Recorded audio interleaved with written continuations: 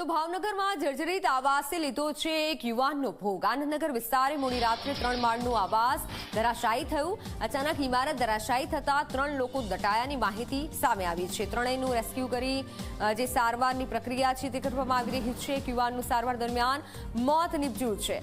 કિશોર વારૈયા નામના યુવાનનું મૃત્યુ થયું છે। વર્ષો જૂના આવાસો ખાલી કરવા તંત્રે નોટિસ આપી, જ્યારે અનેક નોટિસ આપ્યા છતાં પણ આવાસ ખાલી નહોતા કરવામાં આવ્યા। મહત્વનું છે કે ભાવનગર શહેરમાં જર્જરિત ગુજરાત હાઉસિંગ બોર્ડ હસ્તકના 1200થી વધુ સરકારી આવાસો જર્જરિત જાહેર કરવામાં આવેલા છે, જેમાં ગુજરાત હાઉસિંગ બોર્ડે શહેરના ભરતનગર અને આનંદનગર વિસ્તારમાં 35 થી 40 વર્ષ પૂર્વે બનાવવામાં આવેલા સરકારી આવાસોમાં ઠેર ઠેર પોપડા ખરી પડ્યા। તમામ આવાસોને જર્જરિત જાહેર કર્યા છે, જેમને તંત્રે વર્ષો પહેલા નોટિસ આપી હતી। જોકે અનેકવાર નોટિસો મળવા છતાં પણ અહીં રહેતા સામાન્ય વર્ગના લોકો બીજા રહેણાંકના ભાવે જર્જરિત આવાસો છોડવા તૈયાર નહોતા। લોકોની માંગ હતી કે તંત્ર તેમના માટે વૈકલ્પિક વ્યવસ્થા કરે તો જ તેઓ આવાસ ખાલી કરશે, અને અંતે તેઓનું કોઈ નિરાકરણ ન આવ્યું, સમસ્યાનું કોઈ નિરાકરણ ન આવ્યું અને આ દુર્ઘટના સર્જાઈ છે।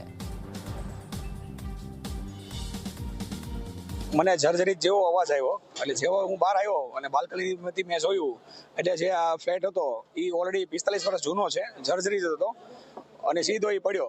એટલે પછી મારી સોસાયટીના તમામ મિત્રો સર્કલ બધા અમે ભેગા થઈને જે પણ અંદર ફસાયેલા હતા એને બહાર કઢાવવા માટેની કોશિશ અમે કરી રહ્યા હતા। ત્યાર પછી અમે ભરતભાઈ બુદલિયા, આપણા કોર્પોરેટરશ્રીને, જીતુભાઈ કોર્પોરેટરશ્રીને, પોલીસ સ્ટાફમાં, પછી આપણે બીએમસી રાણા સાહેબ છે, સુરેન્દ્રસિંહ રાણા સાહેબ, આ બધા આગેવાનોને કોલ કર્યા, એટલે બધા તરત આવી ગયેલા હતા। 2 લોકોને ઈજાગ્રસ્ત થયા હતા અને તાત્કાલિક હોસ્પિટલે ખસેડવામાં આવ્યા છે।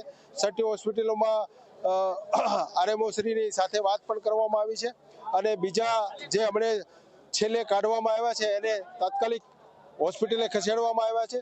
હોસ્પિટલે તપાસ બાદ ખ્યાલ આવશે કે કેટલી ઇન્જરી થઈ છે, કેટલી એને વાગ્યું છે, આ બધી તપાસ થશે। અને આ ગુજરાત હાઉસિંગ બોર્ડની જે મકાનો છે એમને પહેલા નોટિસો આપીને આપણે ખાલી કરવા માટે ડ્રેનેજ અને નળ કનેક્શનો પણ કાપવામાં આવ્યા હતા, પરંતુ લોકો રહી રહ્યા હતા। 3 માળનું જે બિલ્ડિંગ છે આ ધરાશય થયું છે, અને એમાં જે આજુબાજુના લોકોથી પણ તપાસ કરી લીધી છે કે ટોટલ 3 લોકો દટાયેલા હતા અને 3ના હોસ્પિટલમાં પહોંચાડી દીધા છે એમ્બ્યુલન્સ મારફતે। તો અત્યારે આપણે જોઈએ કે બીજા જે આજુબાજુના જે મકાન છે હાઉસિંગ બોર્ડના પણ ખાલી કરાવી દીધા છે। તો અત્યારે અંદર કોઈ દટાયેલો નથી। હાઉસિંગ બોર્ડના કેટલા એવા મકાનો છે, બીએમસીના કેટલા છે, અને ડિઝાસ્ટર પર્સપેક્ટિવથી આપણે વિચારવું પડશે। અને લોકોને પણ મારી અપીલ છે કે જ્યારે તંત્ર તરફથી મકાન ખાલી કરવા માટે નોટિસ આપવામાં આવે તેને ગંભીરતાથી લેવી જોઈએ।